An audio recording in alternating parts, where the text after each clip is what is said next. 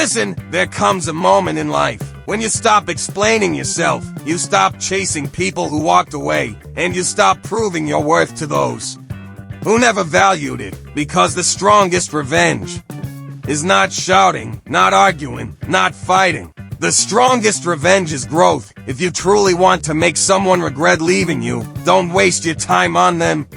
Work on yourself, upgrade yourself.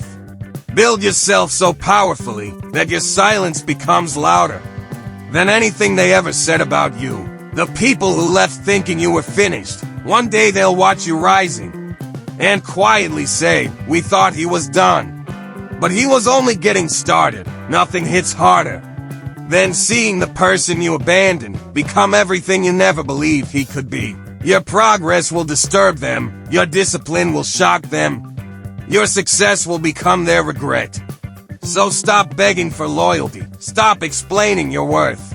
Let them go, and then rise so high that even your past self can't recognize you. Build so much strength that failure can't break you. Build so much confidence that fear can't touch you. Build so much success that the people who left you wish they had stayed. Real revenge isn't in hurting them.